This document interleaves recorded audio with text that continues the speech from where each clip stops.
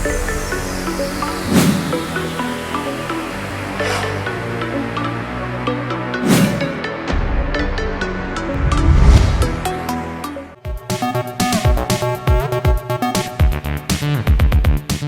Hello welcome to best of the day. మరి ఈరోజు best of the డేలో కొత్త విశేషాలతో పాటు కొన్ని ఆసక్తికరమైన నిజాలు మరియు చరిత్రలో ఈరోజు జరిగిన ముఖ్య సంఘటనల గురించి తెలుసుకుందాం. Let's start the programme.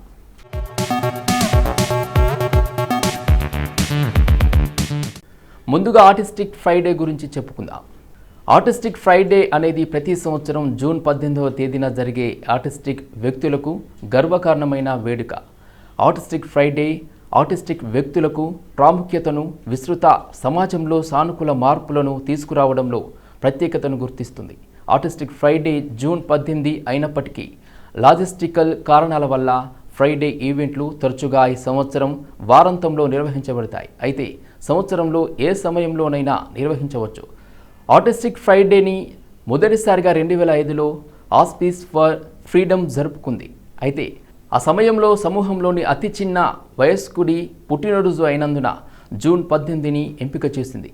AFF స్వలింగ సంపర్కుల ఫ్రైడే ఉద్యమంపై వేడుకను రూపొందించింది.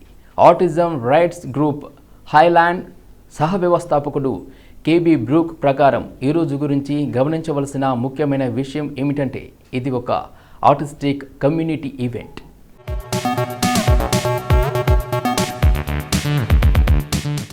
ఇది ఆర్టిస్టిక్ వ్యక్తుల నుండి ఉద్భవించిన ఇప్పటికీ నాయకత్వం వహిస్తుంది మనమే. అంటే ఇతర స్వచ్ఛంద సంస్థలు లేదా సంస్థలు తమను తాము ప్రోత్సహించుకోవడానికి లేదా ఆర్టిస్టిక్ వ్యక్తులను అణచివేయడానికి ఇది ఒక రోజు కాదు. ఇంద్రధనస్సు అనంతరం చిహ్నం ఈరోజు చిహ్నంగా ఉపయోగపడుతుంది. ఇది అనంతమైన వైవిధ్యాలు, అనంతమైన అవకాశాలతో వైవిధ్యాన్ని సూచిస్తుంది. న్యూ సైంటిస్ట్ మ్యాగజైన్ మొదటి ఆర్టిస్టిక్ ఫ్రైడే సందర్భంగా ఆర్టిస్టిక్ అండ్ ఫ్రౌడ్ అనే శీర్షికతో ఒక కథనాన్ని విడుదల చేసింది. ప్రపంచవ్యాప్తంగా ఉన్న సంస్థలు ఆర్టిస్టిక్ ఫ్రైడేని జరుపుకున్నాయి. ఆర్టిస్టిక్ ఈవెంట్ల ద్వారా ఒకరితో ఒకరు కనెక్ట్ అవడానికి ఆర్టిస్టిక్ వ్యక్తులు, ఆటిజం స్పెక్ట్రంలో లేనివారు ప్రత్యేక వ్యక్తులు అని, ఆర్టిస్టిక్ వ్యక్తులు ప్రత్యేక వ్యక్తులుగా పరిగణించబడతారు. చికిత్స హ్యూస్టన్ ప్రెస్ కోసం వ్రాస్తూ జెస్ రోజన్ ఆర్టిస్టిక్ ఫ్రైడే కోసం 5 పాటలను సిఫార్సు చేశాడు. ఇవి తేడాను జరుపుకునే ఆర్టిస్టిక్ వ్యక్తులచే వ్రాయబడ్డాయి.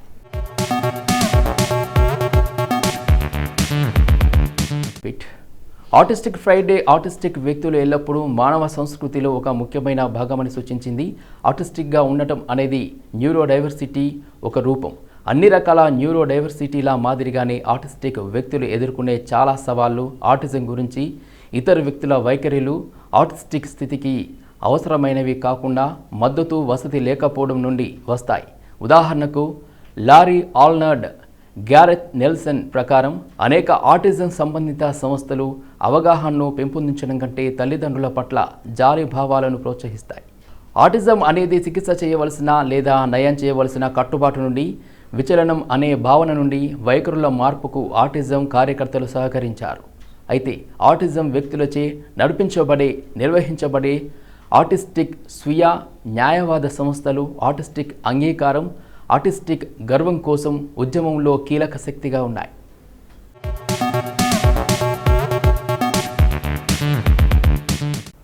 జోసెఫ్ రెడ్ఫోర్డ్ లండన్ యొక్క హెడ్ పార్క్లో ఆర్టిస్టిక్ ఫ్రైడ్ నిర్వాహకుడు. ఆర్టిస్టిక్ ఫ్రైడ్ అనే భావన ఒకరోజు లేదా సంఘటన గురించి కాదని ఒక ప్రసంగంలో పేర్కొన్నాడు. వ్యక్తుల కోసం ఆర్టిస్టిక్ ఫ్రైడ్ తప్పనిసరిగా పబ్లిక్ ఈవెంట్ల రూపాన్ని తీసుకురావాల్సిన అవసరం లేదు. ఇన్వర్నెస్ ఆర్టిస్టిక్ ఫ్రైడ్ నిర్వాహకులు కేబీ బ్రూక్ ఆమె తన కుటుంబంతో కలిసి పార్కులో వాకింగ్ చేయడం ద్వారా ఆర్టిస్టిక్ ఫ్రైడ్ డేని జరుపుకున్నట్లు నాకు చెప్పారు. ఆమె ఆనందించింది. మీ సొంత బాడీ లాంగ్వేజ్లో బహిరంగంగా ఊదరగొట్టడం లేదా స్వరపరచడం లేదా వ్యక్తీకరించడం అనేది ఆర్టిస్టిక్ ఫ్రైడ్ ఇన్ యాక్షన్కి ఉదాహరణ. సంప్రదాయం లేదా స్వరం లేదా సామాజిక డైనమిక్స్తో సంబంధం లేకుండా నిలబడి ఉద్రేకంతో మీ సొంత సత్యాన్ని సమర్థించుకోవడం.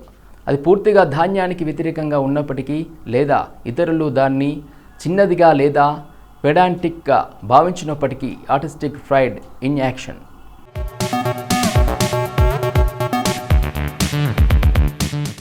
మీ సొంత తర్కం ప్రకారం జ్ఞానాన్ని కోరుకోవడం అనేది ఆర్టిస్టిక్ ఫ్రైడ్ ఇన్ యాక్షన్. సామాజిక నియమాలను పూర్తిగా ఉల్లంఘించడం, అది హాని కలిగించకపోతే ఆర్టిస్టిక్ ఫ్రైడ్ ఇన్ యాక్షన్. ఇతరుల మాదిరిగానే అదే గౌరవంతో వ్యవహరించాలని డిమాండ్ చేయడం ఆర్టిస్టిక్ ఫ్రైడ్ ఇన్ యాక్షన్. మీరు దానిని నిర్వహించకపోతే ఏదైనా దాని గురించి దూరంగా నడవడం అనేది ఆర్టిస్టిక్ ఫ్రైడ్ ఇన్ యాక్షన్.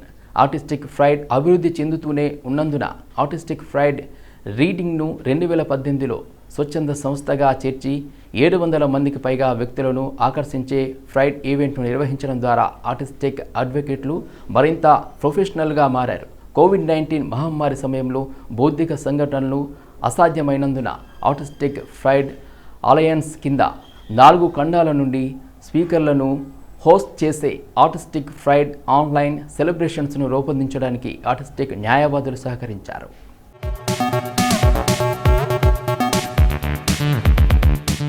ప్రపంచవ్యాప్తంగా ఆర్టిస్టిక్ వ్యక్తుల స్వీయ ధృవీకరణ, గుర్తింపు, గౌరవం, సమానత్వాన్ని ప్రోత్సహించడానికి అనేక ఆర్టిస్టిక్ ఫ్రైడే ఈవెంట్లు సంవత్సరంగా నిర్వహించబడుతున్నాయి. చాలా సంఘటనలు జూన్, ఆగస్టు మధ్య వేసవి నెలల్లో జరుగుతాయి.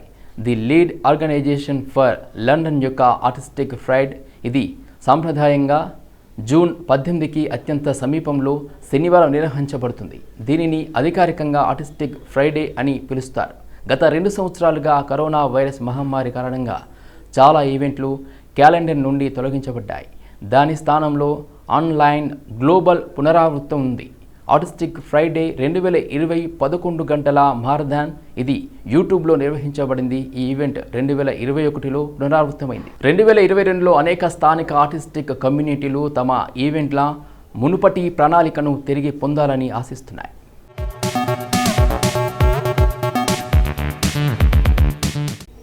ఇప్పటి వరకు ఆర్టిస్టిక్ ఫ్రైడే గురించి మనకు తెలిసిన కొన్ని ఆసక్తికరమైన నిజాలు తెలుసుకున్నాం కదా. మరి జూన్ 18వ తేదీన ఒక్కసారిగా చరిత్రలోకి వెళ్ళి చూస్తే ఎంతోమంది ప్రముఖుల జననాలు జరిగాయి. మరి ఒక్కసారి చరిత్ర పుటలోకి వెళ్ళి నేడు జన్మించిన ప్రముఖులు ఎవరో తెలుసుకుందాం రండి.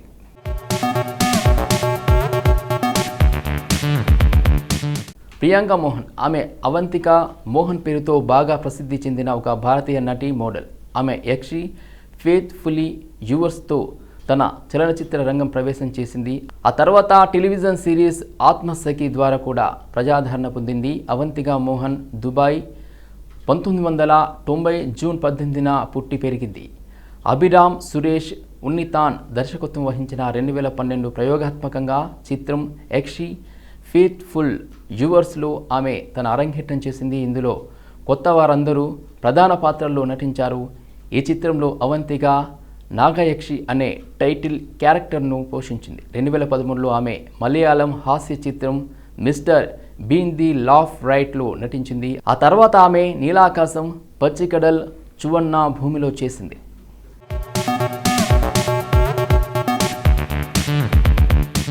కె.ఎస్. సుదర్శన్ పూర్తి పేరు కుప్పహల్లి సీతారామయ్య సుదర్శన్. ఈయన 2000-2009 మధ్య కాలంలో రాష్ట్రీయ స్వయం సేవక్ సంఘ్ ఆర్ఎస్ఎస్ 5వ సర్ఘర్ చాలక్గా పనిచేశారు. సుదర్శన్ గారు రాయ్పూర్లోని కన్నడ బ్రాహ్మణ కుటుంబంలో 1931లో 18న జన్మించారు. ఈయన 9 సంవత్సరాల వయసులోనే మొట్టమొదటిసారిగా ఆర్ఎస్ఎస్ శాఖకు హాజరయ్యారు. 1954లో మధ్యప్రదేశ్లోని రాయగ్ జిల్లాలో ప్రచారక్గా నియమించబడ్డారు. 1964లో చాలా చిన్న వయసులోనే మధ్య భారత్లో ప్రాంత ప్రచారక్గా సేవ చేశారు. 1969లో అఖిల భారత సంస్థ అధిపతుల కన్వీనర్గా నియమించబడ్డారు. దీని తర్వాత 1977 నార్త్ ఈస్ట్లో సేవలు చేశారు. 2 సంవత్సరాల తర్వాత బౌద్ధిక్ సెల్ ఆర్ఎస్ఎస్ థింక్ ట్యాంక్ చీఫ్గా బాధ్యతలు స్వీకరించారు.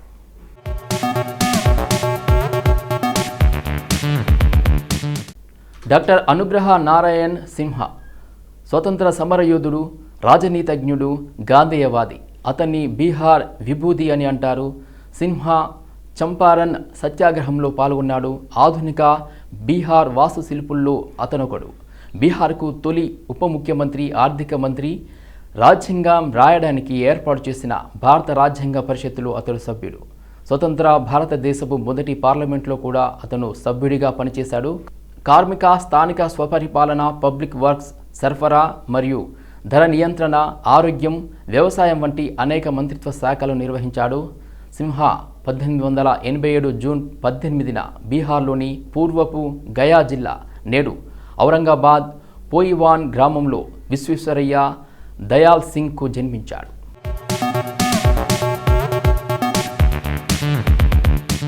అన్సిబా హసన్ ఒక భారతీయ నటి, టెలివిజన్ యాంకర్, నర్తకి.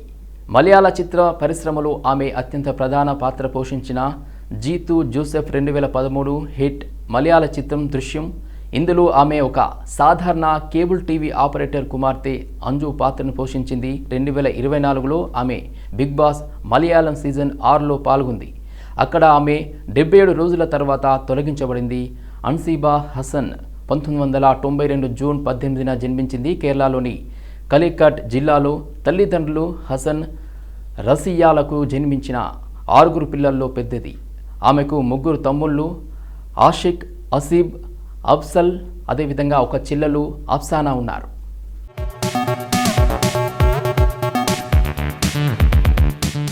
పి కక్కన్ లేదా కక్కన్జీ అని ప్రేమగా పిలువబడే ఒక భారతీయ రాజకీయ నాయకుడు, స్వతంత్ర సమరయోధుడు.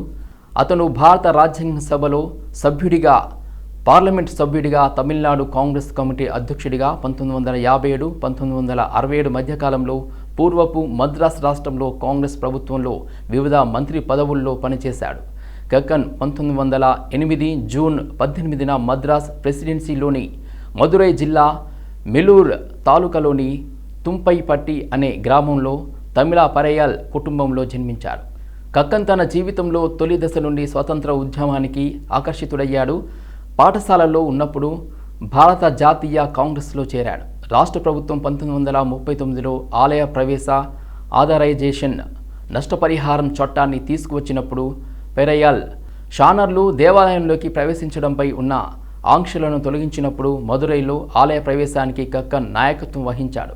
క్విట్ ఇండియా ఉద్యమంలో కూడా పాల్గొని అలీపూర్ జైలుకు పంపారు. 1946లో రాజ్యాంగం సభకు ఎన్నికయ్యారు. 1946 నుండి 1950 వరకు సేవలందించారు.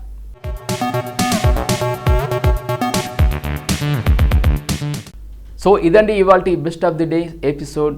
ఈ ఎపిసోడ్ అనేది ఈ రోజుకు సంబంధించిన కొన్ని ఆసక్తికరమైన విశేషాలు తెలుసుకోవడానికి ఉపయోగపడింది అని అనుకుంటూ మళ్ళీ రేపటి ఎపిసోడ్లో కలుద్దాం. Bye bye.